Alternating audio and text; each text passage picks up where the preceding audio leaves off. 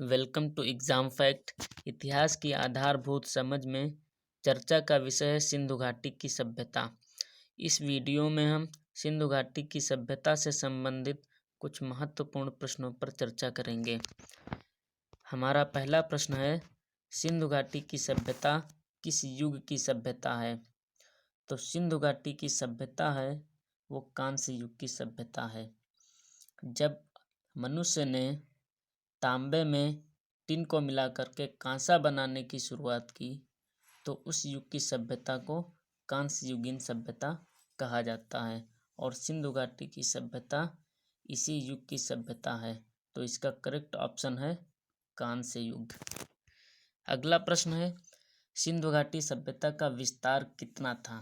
तो सिंधु घाटी सभ्यता उत्तर में मांडा से लेकर के दक्षिण में दाइमाबाद तक तथा पश्चिम में सुत्कगेंडोर से लेकर के पूर्व में आलमगीरपुर तक विकसित थी। तो इसका करेक्ट ऑप्शन है बी।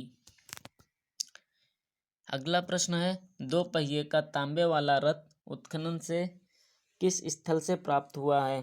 तो दो पहिए का तांबे वाला रथ उत्खनन से हड़प्पा से प्राप्त हुआ है। इसका करेक्ट ऑप्शन है हड़प्पा। और हड़प्पा कहाँ स्थित है? तो हड़प्पा पाकिस्तान के मुल्तान जिले में स्थित है और ये किस नदी के तट पर है? यह रावी नदी के तट पर है। अगला प्रश्न है, जिस स्थल से गढ़ी हुई पक्की ईंटों का बुर्ज प्राप्त हुआ है? तो जिस स्थल से गढ़ी हुई पक्की ईंटों का बुर्ज प्राप्त हुआ है वो स्थल है मोहनजोदड़ो। इसका करेक्ट ऑप्शन है मोहनजोदड़ो। और मोहनजोदड़ो कहाँ स्थित है? तो मोहनजोदड़ो पाकिस्तान के लरकाना जिले में स्थित है और ये किस नदी के तट पर है? यह सिंधु नदी के तट पर है। अगला प्रश्न है, मिट्टी की गोल शलाकाकार मुद्राएं प्राप्त हुई हैं। तो मिट्टी की गोल शलाकाकार मुद्राएं हड़प्पा स्थल से प्राप्त हुई हैं। इसका करेक्ट ऑप्शन है हड़प्पा। अगला प्रश्न है, कौन सा ऐसा स्थल है जहां पर दुर्ग प्राप्त नहीं हुआ है? तो बिना दुर्ग का एकमात्र शहर जो हड़प्पा स्थल से प्राप्त हुआ है वह है चनहुदड़ो। इसका करेक्ट ऑप्शन है चनहुदड़ो। और चनहुदड़ो कहाँ स्थित है? चनहुदड़ो पाकिस्तान के सिंध प्रांत में स्थित है और ये किस नदी के तट पर है? तो ये सिंधु नदी के तट पर है। अगला प्रश्न है, निम्नलिखित में से सिंधु सभ्यता और बेबीलोन के मध्य व्यापारिक केंद्र था? तो इन दो सभ्यताओं के मध्य जो व्यापारिक केंद्र था वो था सुत्कगेंडोर। और सुत्कगेंडोर कहाँ स्थित है? तो सुत्कगेंडोर पाकिस्तान के सिंध प्रांत में स्थित है और ये किस नदी के तट पर है? ये दास्त नदी के तट पर है। अगला प्रश्न है, कब्रिस्तान में जहाँ से पुरुष महिलाओं को एक साथ दफनाने के साक्ष्य मिले हैं? तो कब्रिस्तान में जहाँ से पुरुष महिलाओं को एक साथ दफनाने के साक्ष्य मिले हैं वो स्थल है लोथल। तो इसका करेक्ट ऑप्शन है लोथल। और लोथल कहाँ स्थित है? लोथल खंभात की खाड़ी में गुजरात में स्थित है। कहाँ? खंभात की खाड़ी के समीप। अगला प्रश्न है, उत्खनन के दौरान चावल की भूसी प्राप्त हुई है। तो उत्खनन के दौरान जिस स्थल से चावल की भूसी प्राप्त हुई है वो स्थल है रंगपुर। रंगपुर से चावल की भूसी प्राप्त हुई है। और अगर प्रश्न आता है कि चावल के दाने कहाँ से प्राप्त हुए हैं तो वो स्थल है लोथल। लोथल से चावल के दाने प्राप्त हुए हैं और रंगपुर से चावल की भूसी के साक्ष्य प्राप्त हुए हैं। अगला प्रश्न है, जहाँ पर पत्थरों की घेराबंदी के प्रमाण प्राप्त हुए हैं? तो पत्थरों के घेराबंदी के प्रमाण रोजदी से प्राप्त हुए हैं। इसका करेक्ट ऑप्शन है रोजदी। और रोजदी कहाँ स्थित है? रोजदी गुजरात के राजकोट के पास स्थित है और ये किस नदी के तट पर है? तो ये भादर नदी के तट पर है। अगला प्रश्न है, उत्खनन के दौरान जिस स्थल से पत्थर से ढकी कब्रगाह प्राप्त हुई है? तो जहाँ से पत्थर से ढकी कब्रगाह प्राप्त हुई है वो स्थल है सुरकोटदा।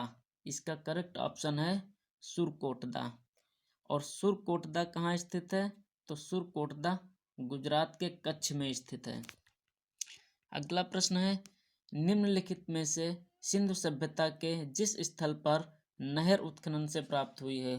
तो सिंधु घाटी सभ्यता में जिस स्थल पर नहर के साक्ष्य मिले हैं वो स्थल है मालवन। और मालवन कहाँ स्थित है? यह सूरत में स्थित है। और मालवन किस नदी के तट पर है? तो मालवन ताप्ती नदी के तट पर है। अगला प्रश्न है, ताम्र कुल्हाड़ी जहाँ पर उत्खनन से मिली है? तो ताम्र कुल्हाड़ी जिस स्थल से उत्खनन से प्राप्त हुई है वो स्थल है रोपड़। रोपड़ से ताम्र कुल्हाड़ी के साक्ष्य मिले हैं। और अगर प्रश्न पूछता है कि मानव के साथ कुत्ते दफनाने का साक्ष्य किस स्थल से प्राप्त हुआ है? तो मानव के साथ कुत्ते को दफनाने का साक्ष्य रोपड़ से प्राप्त हुआ। ये सिंधु घाटी सभ्यता का स्थल है। अगर प्रश्न पूछे कि पूर्व पाषाण काल में मानव के साथ कुत्ते दफनाने का साक्ष्य किस स्थल से प्राप्त हुआ है? तो बुर्जहोम आंसर होगा।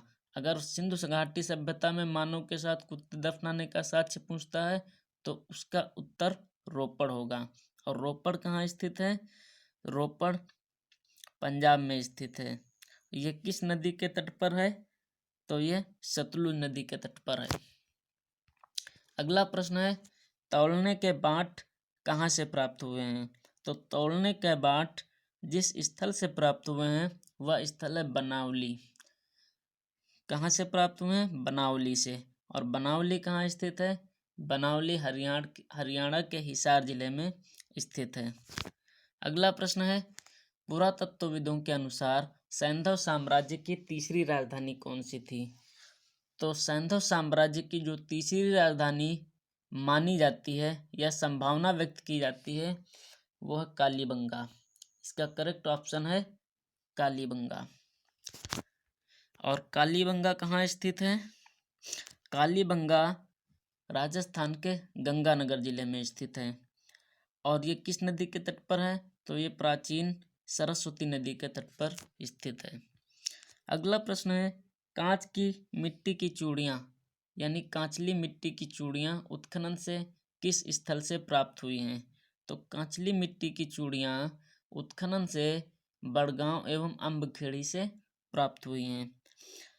और ये कहाँ स्थित है? ये उत्तर प्रदेश के सहारनपुर जिले में स्थित है। और ये किस नदी के तट पर है? तो ये यमुना की सहायक नदी मस्करा के तट पर है। अगला प्रश्न है, खेत जोतने के प्रमाण जहाँ से मिले हैं? तो खेत जोतने के प्रमाण कालीबंगा से प्राप्त हुए हैं। कालीबंगा से हल रेखा के साक्ष्य मिले हैं और बने हुए कुंड मिले हैं। अगला प्रश्न है, हड़प्पा के पतन के बाद रावी नदी के किनारे पाकिस्तान में एक नई संस्कृति का प्रादुर्भाव हुआ जिसे कहा जाता है? तो हड़प्पा संस्कृति के पतन के बाद एक नई संस्कृति का उदय हुआ रावी नदी के तट पर, उसे कब्रिस्तान एच संस्कृत का नाम दिया गया है। अगला प्रश्न है, जिन स्थलों पर अग्निकांड के दृश्य खोजे गए हैं? तो अग्निकांड के दृश्य हड़प्पा सभ्यता में बनवाली तथा कालीबंगा से प्राप्त हुए हैं। अगला प्रश्न है, किस हड़प्पा स्थल से नगर के ऐसे असामान्य विन्यास के चिन्ह मिलते हैं जिसमें एक ही किले के अंदर बस्तियों के 3 अलग अलग सीमांकित क्षेत्र सम्मिलित हैं? इस प्रश्न का सीधा मतलब यह है कि ऐसा कौन सा स्थल है जहां पर बस्तियों को 3 भागों में विभाजित किया गया है? तो ऐसा स्थल एकमात्र स्थल है धौलावीरा। धौलावीरा में संपूर्ण नगर को 3 भागों में बांटा गया है। वैसे अन्य स्थल सिर्फ 2 भागों में बटे हुए हैं। अगला प्रश्न है, निम्नलिखित 4 स्थलों में सबसे पहले की सांस्कृतिक प्रावस्था मिलती है? तो सबसे पहले की सांस्कृतिक प्रावस्था हड़प्पा सभ्यता के अंतर्गत जिस स्थल से प्राप्त हुई है वह स्थल है मेहरगढ़। इस उत्तर का करेक्ट ऑप्शन है मेहरगढ़।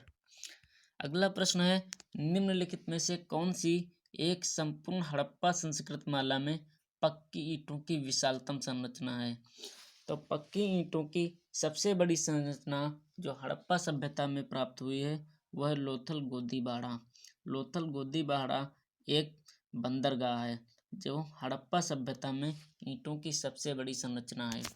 अगला प्रश्न है मोहनजोदड़ो की सबसे बड़ी इमारत है। तो मोहनजोदड़ो की जो सबसे बड़ी इमारत है वह है अन्नागार। धान्य कोठार भी उसको कहा जाता है, यानी कि उसमें अनाज को रखा जाता था। अगला प्रश्न है हड़प्पा संस्कृति में जिन फसलों का उत्पादन होता था। तो हड़प्पा सभ्यता में जो फसलें उत्पादित की जाती थी उनमें गेहूं, जौ और मक्का सम्मिलित है। गन्ने का साक्ष्य वहाँ से प्राप्त नहीं होता है और मूंगफली भी वहाँ से प्राप्त नहीं होती है। तो यहाँ पे ये 3 ऑप्शन गलत हैं। अगला प्रश्न है निम्नलिखित में से कौन सा क्षेत्र अत्यधिक विस्तृत था, मतलब सबसे बड़ा क्षेत्र कौन सा है।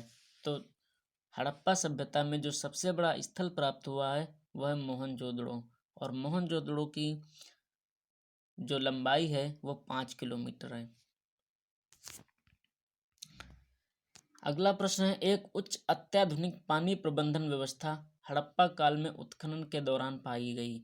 तो हड़प्पा सभ्यता में एक स्थल है धौलावीरा, जहाँ पर पानी प्रबंधन की एक समुचित व्यवस्था देखने को मिलती है। अगला प्रश्न है जिसमें सूची 1 और सूची 2 दी गई है। सूची 1 में हड़प्पा सभ्यता के स्थल हैं और सूची 2 में वो नदियां हैं जिनके तट पर वे स्थित हैं। तो इसको मिलाते हैं। देखिए लोथल जो है ये भोगवा नदी के तट पर, इसको मिलाते हैं। लोथल भोगवा नदी के तट पर, रोपड़ सतलुज नदी के तट पर, चन्हूदड़ो को सिंधु नदी के तट पर और बनवाली को सरस्वती नदी के तट पर। तो इसका करेक्ट ऑप्शन होगा बी।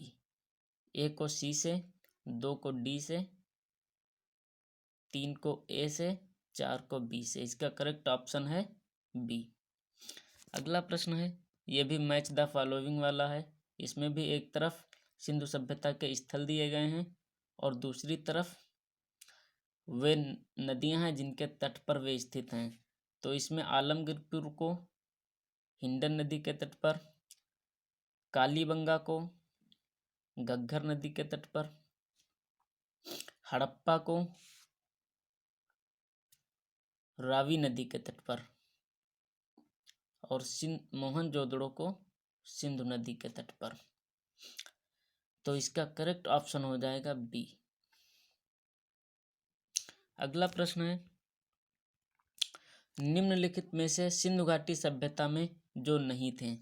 तो सिंधु घाटी सभ्यता में जिन चीज़ों के साक्ष्य नहीं मिले हैं वह हैं धातुई मुद्राएं। धातुई मुद्राएं सिंधु सभ्यता में प्रचलित नहीं थी। सिंधु सभ्यता में मिट्टी की बनी हुई मुद्राएं प्रचलित होती थीं। अगला प्रश्न है ये लास्ट प्रश्न है हड़प्पा में दुर्लभ जानवर था।